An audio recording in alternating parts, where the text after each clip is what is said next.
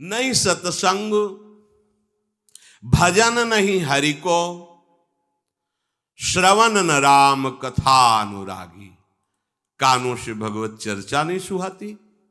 बस वो बात बताओ जिससे हमारी कामना की पूर्ति हो जाए। जो कहो हवन कर दें। ये हवन से, ये ताबीज बांधने से, ये घोड़े की नाल की अंगूठी पहनने से ये बुरा लगेगा सबको। कुछ नहीं होता, कुछ नहीं होने वाला। पापाचरण करो, पूरा एक टैंकर तेल चढ़ा दो शनि भगवान में, पर तुम्हारा नाश करेंगे।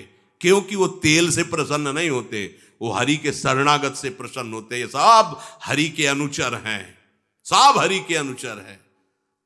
जानकी नाथ सहाय करे तो कौन बिगाड़ सके नर तेरो। है ये शुक्र शनिचर राहु केत सब क्षण में वही है तेरे चेरो। जानकी नाथ सहाय करे, कौन बिगाड़ सकता है। महाप्रभु हरिवंश चंद्र जी कह रहे, जो पे कृष्ण चरण मन अर्पित तो करी है का नवग्रह रंक। ये बेचारे नवग्रह भिखारी क्या तुम्हारा कर सकते हैं। यदि तुम बादशाह श्री कृष्ण के दास हो तो ये चाहे जिस नक्षत्र में बैठे हो तुम्हारे अनुकूल चलेंगे, तुम्हारे अनुकूल चलेंगे। तेल चढ़ाने की जरूरत नहीं, अपने को चढ़ा दो श्री हरि के चरणों में। और हरि से विमुख हो तो तेल नहीं, तुम चाहे तेल की फैक्ट्री इन्हीं के ऊपर लगा दो, लेकिन ये सेवक हरि के हैं और हरि के तुम विमुख हो तो ये प्रसन्न हो ही नहीं सकते, तुम्हारा पतन ही होगा। पर ये संसार समझता नहीं। भगवान नाम से मतलब नहीं, भगवत आराधना से मतलब नहीं। अरे भाई ये लोकपाल हैं, जानते हो भक्त को भी काम क्रोध क्यों सताता है। ताकत नहीं इनकी प्रवेश कर जाए, अहंकार है इसलिए। और भगवान को अहंकार अच्छा नहीं लगता, इसीलिए भगवान के सब दूत हैं चढ़ बैठते हैं। देख तू कितना बड़ा साधक, कितना बड़ा भजनानंदी, दिखा हमें। अब फेल तो मैं भगवान की शरण, तो हो ना भगवान की शरण। और भगवान की शरण में हो जाए तो यही महासुख प्रदान करने लगते हैं, और कोई नहीं, इन्हीं के लड़का बच्चा है। द्वारिकाधीश के पुत्र रूप में कौन प्रकट हो रहा है, भगवान कामदेव। जो प्रद्युम्न अवतार है साक्षात कामदेव हैं, कामदेव साक्षात आ रहे हैं। हम प्रभु से विमुख हो, कोई हमारा सहयोग कर सकेगा, कोई नहीं कर सकता। और अगर करने गया तो वो भी उल्टा टंग जाएगा। ये भी बात समझ लो। भगवान देख लो, हम आपको उदाहरण बता रहे कि तो कैसे काशी नरेश, पौंड्रक, ये सब मिलकर भगवान के विरोध में हुए। भगवान ने सुदर्शन चक्र को छोड़ा, काशी नरेश पौंड्रक सबका उद्धार किया। और काशी नरेश का पुत्र था सुदक्षिण, उसने विचार किया कि ये तो बहुत बड़े अपमान की बात है। भगवान शंकर की नगरी में रहता, काशी में महामृत्युंजय है, काल के भी महाकाल हैं। पंडितों से कहा ऐसा उपाय नहीं कि हम द्वारिका को भस्म कर दें। बोले है, भगवान शिव के ऐसे ऐसे मंत्र हैं कि वो तो विनाशकारी भी तो है ना, वो बहुत सुंदर भी है। कर्पूर गौरम करुणावतारम संसार सारम, करुणा के स्वरूप है। आशुतोष नाम है। एक चुल्लू जल ऐसा कोई देवता नहीं मिलेगा जो संसार में कोई देवता नहीं खाता, वो इन पे चढ़ाए जाते हैं। अकौड़े का फूल, धतूर का फल ये कोई पता है? नहीं पता। इतने से वो प्रसन्न, इसीलिए वो आशुतोष रीझ जाए तो पूरा नगर का नगर सोने का ऐसे दे दिया, लंका उन्हीं दे दिया। और अगर दृष्टि बदल जाए तो हनुमान जी बनकर पूंछ में आग लगा को श्रीलंका को नाश कर। बड़े विचित्र है। हाँ है भगवान शंकर विनाशकारी, द्वारिका को भस्म कर सकते हैं। आराधना की सुदक्षिण ने, बड़े बड़े विद्वान बुलाए। काशी तो विद्वानों की नगरी, और ब्राह्मणों की विद्वता तभी सार्थक है जब प्रभु में उसका समापन हो। विद्या कौन? जो भगवान से मिला दे। अविद्या कौन? जो अहंकार माया में लगा दे। तो उन विद्वानों की ये समझ में नहीं आया कि किसके विरोध में मुझे अनुष्ठान में बैठालना है। बैठ गए, अनुष्ठान शुरू किया, तो मंत्रों में ताकत तो है ही। भयंकर कृत्या प्रकट हुई, विश्व का विनाश करने की सामर्थ्य रखने वाली। मंत्रों के द्वारा उसे प्रेरित किया, जाओ द्वारिकापुरी को ही भस्म कर दो। और ये पता नहीं था कि द्वारिकापुरी ब्रह्मा की बनाई हुई नहीं है। सारी की सारी शक्तियां ब्रह्मा की बनाई हुई चीज पर बिगाड़ सकती हैं, लेकिन चिदानंद धाम में इनका तो प्रवेश ही नहीं।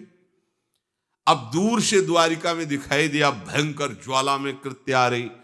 लोग भागकर भगवान के पास गए, प्रभु कोई भयानक मंत्र से आविष्ट होकर कृत्य आ रही जो नष्ट करना चाहती द्वारिका।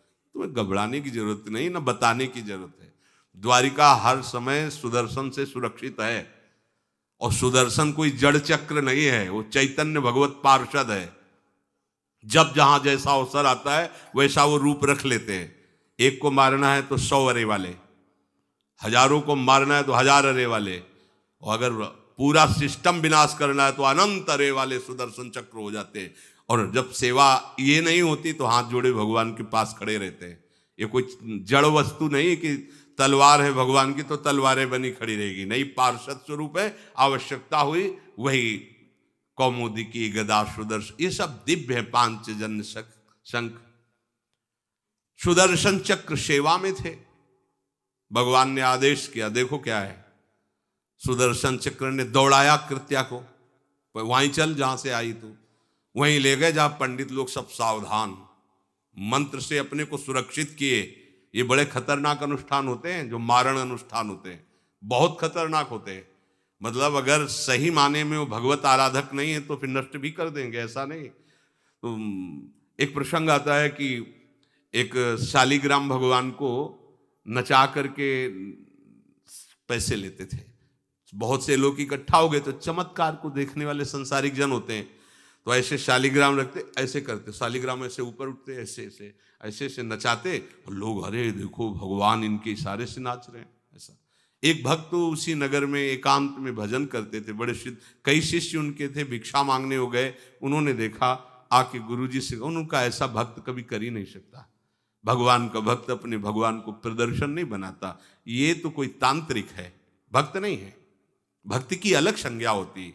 ये कोई तंत्र सिद्ध आदमी है जो भक्ति का नाटक करके लोगों को ठग रहा है। बोले महाराज फिर आपको चलना चाहिए, क्योंकि हजारों लोग उससे प्रभावित हो रहे। बोले हम गए तो उसका सब बंद हो जाएगा, ये दुकान मकान। बोले चलो ना महाराज, बड़ा ऐश्वर्य जमा हो रहा था, लोग भेंट जा। वो गए, बस अंदर से नाम जप करते हुए जो खड़े हुए, तो कुछ नहीं, कोई भी उसका मंत्र। वो आसपास दृष्टि डाला, कौन आया नया, तो उसी में देखे फटे पुराने कपड़े पहने, तेज से चमकते हुए भक्त। तो उनका तुम चले जाओ यहां से। तो उनका नहीं, हम चले जाने के लिए नहीं आए, हम आपको बताने आए, ये नाटक मत करो। अगर सही आराधना करो इनकी तो ये लोग क्या देंगे, ये तो परम पद दे देंगे, शालिग्राम भगवान है, आप भगवान का ऐसा प्रदर्शन करते हो। अब लोगों का विरोध शुरू हुआ, क्योंकि इतने बड़े संत जब बोल रहे तो सब लोग, अब उसको बहुत बुरा लगा कि हमारी तो सारी दुकान बंद हो गई। अब एकांत में जाकर उसने मूठ का प्रयोग किया। ये मारण होता है मंत्रों से, एक खप्पर में आग जैसी जलती है, उसमें अभिषिक्त करके भेजा जाता है, और जिसके पास भेज दिया गया वो उल्टी में खून, शौच में खून, 2-4 जितना समय रखा गया उसके अनुसार मर जाएगा वो। पर ये साधारण लोगों के, भजनानंदियों के ऊपर नहीं। भजन वाले मत डरे, साप ताप रोग शोक, किसी का श्राप भी आपको छू नहीं सकता। कोई ताप, कोई दोष, कोई रोग, कोई मारण, कोई मूठ, किसी की सामर्थ्य नहीं। राधा राधा राधा, जिनके चरणों में सुदर्शन चक्र बसता है वो है किशोरी जी, जो लाल जो हाथ में रखते हैं ना, श्री जी के चरण चिन्हों में सुदर्शन चक्र है। वो मूठ गई महात्मा की कुटिया के सामने, और बस जैसे मक्खियां भिनभिनाती ऐसी आवाज आई, बस वैसे नाच रही थी बाहर। तो डेहरी के पास आए और उनका, हमारे दृष्टि में भगवान की सिवा कोई नहीं, आप में भी भगवत शक्ति है। क्या आप ये नहीं समझते हैं कि निरपराध के लिए मारण किया गया है? हमारे में सामर्थ्य है, हम आपको अभी नष्ट कर सकते हैं। अरे भगवान के नाम में आप जाओ और उनको दंड दो। कोई मंत्र नहीं पड़े थे, मूठ वापस हुई और मुंह से खून, सौंच से, उन्हीं के त्राहिमाम मच गया। फिर उनको लगा कि मुझे जाना चाहिए उसकी रक्षा के लिए, गए, भगवान नाम स्पर्श करते हुए ऐसे माथे पे हाथ, सब शांत हो गया। बोले अब अवसर हम दे रहे हैं, अब नाम जप कर लो, नाटक बंद करो। उस चरणों में गिरा, उसी दिन शिष्य बन गया। तो सुदर्शन चक्र ने कृत्या को नष्ट नहीं किया, वहां द्वारिका में दौड़ाया। जब काशी पहुंची, काशी भगवान विश्वनाथ जी के त्रिशूल में बसी हुई है और शिव की दृष्टि से सुरक्षित है। जो वहां श्रद्धा पूर्वक वास करे उसका मोक्ष अनिवार्य है, तारक मंत्र देकर शिव करते हैं। पर उस कृत्या को सुदर्शन ने नष्ट किया और जितने ब्राह्मण थे सबका राधे राधे, और पूरी काशी में आग लगा दी। तो विश्वनाथ जी मुस्कुराए, नाराज थोड़ी, क्योंकि विश्वनाथ जी ने कह दिया था यदि ब्राह्मण विरोधी कोई है तो हमारा ये मारण काम कर जाएगा। उनको ये समझ में नहीं आया कि नमो ब्रह्मणे देवाय भगवान का नाम है, वो जानते थे। तो कोई भी भगवत विरोध भाव लेकर के किसी भी देवता की आराधना करके कुछ नहीं होने वाला। किसी भी देवता, एक तांत्रिक बहुत वो संतों को परेशान करता था, धर्म सम्राट स्वामी श्री करपात्री जी महाराज, ये बहुत पुरानी बात नहीं है। उन्होंने संतों ने आगे बताया कि बहुत अपमान कर देता है। उन्होंने कहा ठीक है, गए, हाँ भाई शुरू हो जाओ तुम, जितना तुम्हारे पास तंत्र है हम एक भी मंत्र नहीं बोलेंगे, दंड लिए हुए हम एक भी मंत्र नहीं बोले, हम केवल खड़े हैं, तुम प्रयोग करो। वो जो उसके तंत्र के प्रयोग, नारायण नारायण नारायण नारायण, कुछ नहीं बोले। अब हम प्रयोग करें तो उठा, साष्टांग दंडोत हुआ, बोले आप धर्म सम्राट करपात्री जी हैं क्या?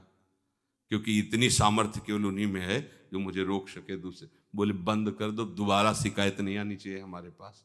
तंत्रों में बड़ी सामर्थ्य होती है, लेकिन भगवान में अनंत सामर्थ्य होती है, अनंत सामर्थ्य होती है। इसलिए हमें कभी भी प्रभु से विमुख होकर कोई भी देवता बचा लेगा ऐसा सोचना भी नहीं कि हम किसी की आराधना करके, ऐसा नहीं, वही आपको नष्ट कर देगा। भरत जी को, जड़ भरत जी को पकड़ ले गए जो चोर लोग थे, दस्यु लोग। उन्होंने देवी जी को कहा, बड़ा भ्रम है यार, वो जगत माता है, अम्मा है सारे जगत की, और बकरे की बलि दे लेते, उनका बच्चा बकरा नहीं हुआ क्या? जब जगन माता है, जगदम्बा है, जगद अम्बा है वो, तो क्या ये छोटे छोटे जीवों को जो बलि देते हैं, क्या उनको ये पता नहीं कि ये उनकी अम्मा है? उनके सामने काट रहे हो, मां तो मुझसे प्रसन्न होगी, काट लो, अभी अवसर आएगा तब तुम्हें पता चलेगा। अब वो जो पकड़ के लाया गया था मनुष्य बलि के लिए, तो वो दस्युराज, एक बाजार सी लगी थी, उत्सव मनाया गया, उसे कहा गया था जो मनावे सो खाओ। तो जहां जाता अच्छे अच्छे पदार्थ खाता, तो दुकान वाले ने खा ले, थोड़ी देर बाद गड़ासा चले गए। बोले क्यों? तो बोले तुम्हें पता नहीं क्या? बोले नहीं। बोले बलि के लिए लाए गए हो। अब तो जलेबी मुंह की मुंह में रह गई कि इसके बाद गड़ासा चले। आसपास देखा तो रक्षक इधर उधर थे, भाग लिया। अब रक्षकों ने देखा कि वो तो है ही नहीं, अब उनको बड़ा भय लगा। अब वहां कोई फोटो थोड़ी खींची गई थी कि बलि किसकी चढ़ानी है। अब वो भागे, महाराज ये बैठे थे पद्मासन में, जड़ भरत जी ब्रह्माकार वृत्ति, इन्हीं को पकड़ ले गए, बढ़िया तगड़ा तंदुरुस्त है। और दस्युराज ने कहा बलि का जो वो लाया गया, हाँ महाराज, अष्ट देख के प्रसन्न हो गया, तेजो में हष्ट पुष्ट ब्रह्माकार वृत्ति इनकी। बोले स्नान करवाओ। सालों से स्नान नहीं हुआ तो को उपटन लगा के स्नान कराया। खीर पुआ रबड़ी रसगुल्ला सामने भोग लगाओ, दबा के खूब खीर पूड़ी रबड़ी पाई। अब वो तो भगवान के प्रेमी भक्त हैं, ब्रह्माकार स्वरूप है, अपने स्वरूप में स्थित है। इसके बाद तिलक लगाया, बोले गर्दन झुका। भरत जी अंदर से खीर खाया ना, अब गर्दन भी झुका, गर्दन भी कटेगी। भक्त की गर्दन यदि श्रद्धा से झुके तो ठीक, अगर जबरदस्ती से झुका दिया तो तुम झुकाने लायक नहीं रह जाओगे, ये भी ध्यान रखना। क्योंकि ये गर्दन अब गर्दन नहीं, ये किसी और की शान बन चुकी है। भक्त की गर्दन किसी की शान है और वो उनकी शान है जो सबकी जान है। देवी जी की मूर्ति में आग लग गई, दाह शक्ति पैदा हो गई। जे ही जड़ भरत जी का शरीर ऐसे किया, फाड़ करके मूर्ति भद्रकाली प्रकट हो गई, और जो गड़ासा काटने उसी को उठाया, काट काट के उन्हें दस्युराज से लेकर समस्त सांप को काट करके खून की होली खेल दी। भरत जी ने देखा जब कोई काटने वाला नहीं है तो बोले ठीक है अब चलो पचाने के लिए टहलते हैं, थोड़ा खीर पुआ खाया, चल दिए, कोई रोक। देवी जी से एक बार भी लिखा कि मां बड़ी कृपा है। जो भगवान का भक्त है वो दूसरे की कृपा भी नहीं मना सकता। नहीं, एक बार भी मुड़कर ऐसा प्रसंग नहीं आया कि देवी जी के देखो बड़ी रक्षा कर, कुछ नहीं। प्राण जाने पर कोई भय नहीं, रक्षा होने पर किसी की स्तुति नहीं, अपने मंगल विधान। हरि आश्रय, सत्संग हरि आश्रय देता है, बहुत बड़ा बल हरि है, मान लो। एक दिन आपसे कह रहे थे कि जब आपने देखा नहीं उनको, उनसे बात नहीं हुई और आप उनके जनों से बात सुनकर उनकी तरफ चल पड़े, इस बात से हरि आपके ऋणी हो जाते हैं। भगवान इसी बात से ऋणी हो जाते हैं। बस ये बात आप हृदय में बैठा लीजिए। जैसे लोग प्रश्न करते हैं ना कि हमने भगवान को देखा नहीं, भगवान क्यों, हम कैसे, किसी की बात तो मान लो ना। आप मान लो, वो तो आपके अंदर भी बैठे हुए हैं, वो आपको इतना प्यार देने लगेंगे। जहां कोई सहायक नहीं होगा वहां हरि आपको दिखाई देंगे, देख लेना। बिगड़ी ऐसे क्षण में बन जाती है, ऐसा लगता है गला कटा तो वो तलवार गले तक आएगी, हार बनकर सुगंधित फूल बन जाएगी, पर गले तक आने आने तक तुम्हारी निष्ठा देखी जाएगी। नहीं नहीं, बस मेरे हरि का यही विधान, वो आते आते हार बन जाएगी, वो तलवार तुम्हारा गला नहीं काट पाएगी, क्योंकि गले में हरि नाम चल रहा है। मान लो हमारी महालक्ष्मी चरण चापती रहती, क्या चाहिए तुम्हें, क्या चाहिए। आप सच्ची मानिए, क्या मतलब कितनी मलिनता छा गई है। हम इसको मार देंगे तो 2 लाख रुपए मिल जाएंगे, ये कर देंगे तो, अरे भैया अगर तू हरि नाम जपेगा तो इसकी कीमत नहीं है, कीमत नहीं, अमूल्य वस्तु है। इसके ब्याज में तू कुबेर बन सकता है, मूल्य तो कभी खत्म होता ही नहीं है। ब्याज में तू ब्रह्मा बन सकता है, बनना तो चाहे। भक्तजन तो कहते हैं नहीं चाहिए मुझे ब्रह्मा का पद, परमेष्ठी पद, नहीं चाहिए सम्राट पद, नहीं चाहिए योग की सिद्धियां, मुझे प्रभु आपकी दास्ता चाहिए। ये बात कितना महासुख होगा उस भक्त को जो इन बातों को कह रहा है, नहीं चाहिए मुझे मोक्ष सुख नहीं चाहिए। वो ऐसे थोड़ी कह रहा है, श्रद्धा से नहीं कह रहा, अनुभूति से कह रहा है, मुझे नहीं चाहिए ये सब, इनमें वो सुख नहीं है जो आपके चरणों के समीप रहने में सुख है। नहीं सत्संग भजन नहीं हरि को, श्रवण न राम कथा अनुरागी, सुत बित दार भवन ममता निसि सोवत अति न कबहु मति जागी। अरे तेरी बुद्धि सो रही है, जगा दे। पुत्र में, रुपया में, स्त्री में, मकान में, इसमें सबकी ममता होती है, सबकी, जितने सृष्टि में पैदा हुए। केवल सत्संगी की नहीं होती।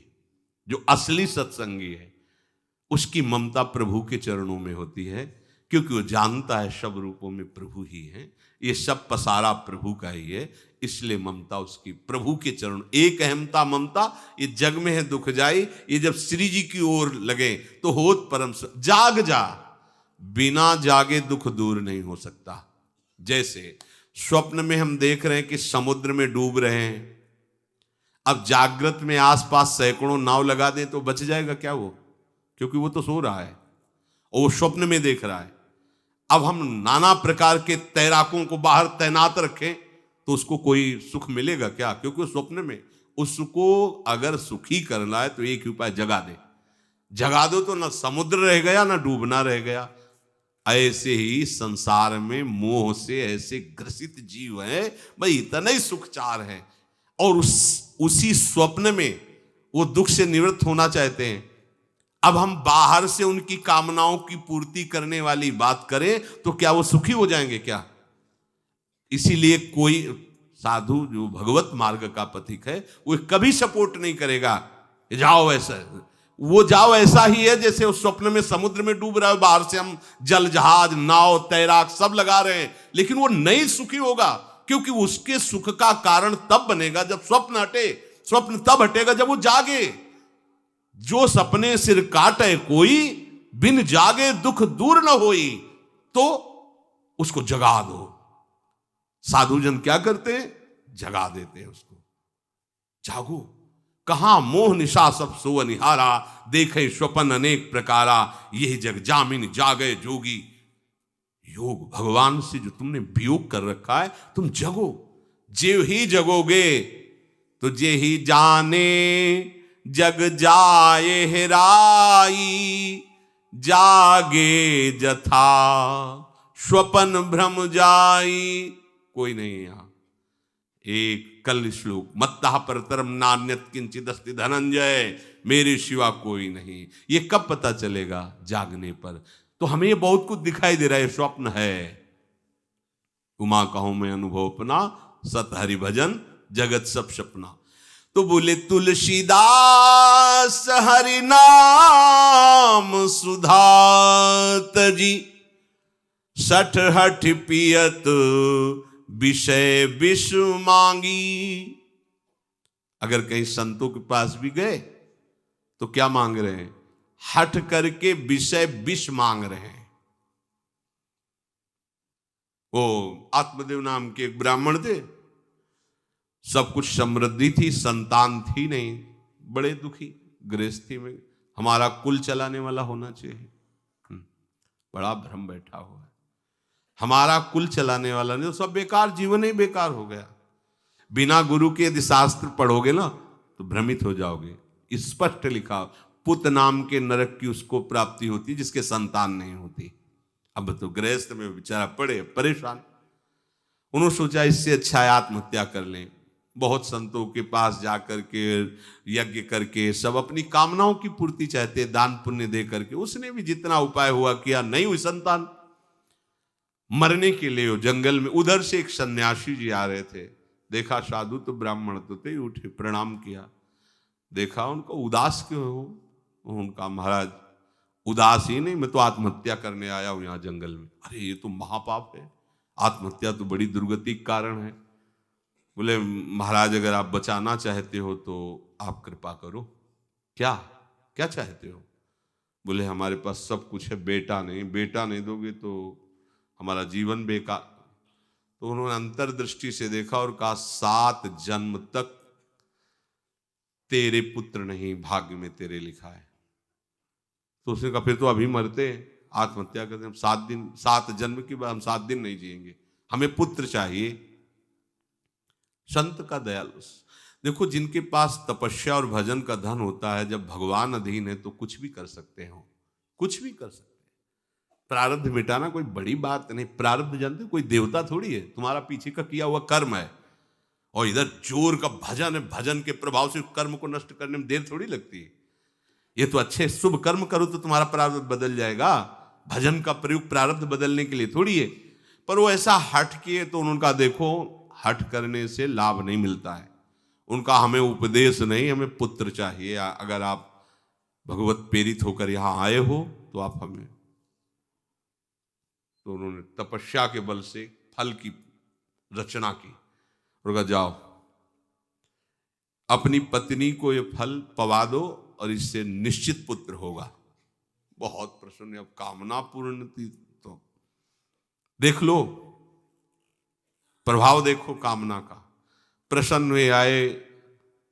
धुंधुली नाम था उनकी पत्नी, नाम भी बहुत बढ़िया था, धुंधुली। वो कहा कि देखो ये फल खा लो, तुम्हारी संतान हो जाएगी। बहुत मीठी बात बोलती थी, मृदुभाषी, कपट हृदय। अलग अलग क्षेत्र होता है, हृदय कपट और मुख में मीठी बात। बहुत संभल के व्यवहार करना चाहिए ऐसे लोगों से। मधुरिया बानी, मीठी, क्या मृदुभाषा। नहीं प्रीतम, आप चिंता मत करो, फल ऐसे थोड़ी खाया जाता है, नहा धो के पवित्र होके फिर। हाँ उनका ये बात, तो आप अपने काम में लगो, हम पा लेंगे ऐसा। अब आपको विश्वास है ना? बोले विश्वास तो है, इसमें क्या विश्वास, आप भी तो चाहती ना पुत्र हो। बोले हाँ। वो जो ही गए सो अपनी बहन को बुलाया और कहा सुनो, अभी तो हम 4-5 रोटी कढ़ी चावल सब पा लेते हैं, पूड़ी खीर पुआ। गर्भ रहेगा तो पेट तो उसी से भरा रहेगा, तो हमारा भोजन रुक जाएगा।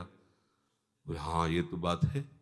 जब पेट बढ़ेगा, अगर घर में आग लग गई तो फिर हम भाग नहीं पाएंगे, तो हम जल जाएंगे। ये निगेटिव सोच वाले लेते। और पंडित जी तो इसी बात में लगे हैं कि गर्भ रह जाए तो क्या करें, तुम्हारा हम खाएंगे तो है नहीं पक्की बात, पर करें तो क्या करें, पंडित जी को कैसे समझो। उनका देखो एक बात है, हमारे गर्भ है, हमारे कई लड़के हो चुके हो, गरीबी है ही है हमारे यहाँ, तुम कुछ पैसा दे देना और ये नाटक करना कि मैं गर्भवती हूं, बच्चा समय होने पर हम पहुंचा देंगे, हम घोषित कर देंगे हमारा बच्चा मर गया। तो पंडित जी को तुम नाटक में बताते रहना कि गर्भ है, बच्चा हो जाए, पंडित जी कह देना बच्चा हो गया है, तो बोले दूध पिलाने की समस्या आएगी, तो बोले ये तुम कह देना कि पहला पहला बच्चा है, हमारे वक्षा स्थल में दूध नहीं, हमारी बहन का था तो मर गया बच्चा, तो उनको बुला लेती तो बात बन जाएगी, बढ़िया बात हो गई। परीक्षा के लिए फल गाय को खवा दो, गाय को खवाया, ठीक समय पर गोकर्ण जी प्रकट हुए, दिव्य तेजोमय बालक, कान केवल वो गाय के, बड़े ही विद्वान और भगवत भक्त संत के द्वारा। कहा था 7 जन्म तुम्हारे भाग्य में, बच्चा नहीं तो नहीं है, देखा गाय के हो गोकर्ण जी प्रकट हुए। उधर उनके जो बच्चा पैदा हुआ वैसे ही नाटक के द्वारा पहुंचा दिया गया, वैसे ही पूरा जैसा पहले पक्का हुआ। अब उसने कहा कि हमारे तो स्तनों में दूध नहीं, हम अपनी बहन को बुला लें, उनका बच्चा मर गया।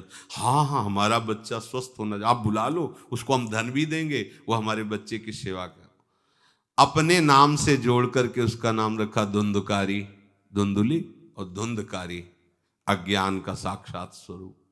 और जैसे ही वो अवस्था बढ़ती गई तो उसके पापाचरण बढ़ना शुरू हुए, बच्चों के साथ खेलता, खेलते हुए बच्चों को उठा लेता और कुएं में डाल देता, मतलब घोर अत्याचार। गोकर्ण जी हर समय भजन साधन शास्त्र स्वाध्याय। जब और बड़ा हुआ तो माता जी को अपने डंडों से रोज पूजन करता, पिताजी को गाली लात थप्पड़।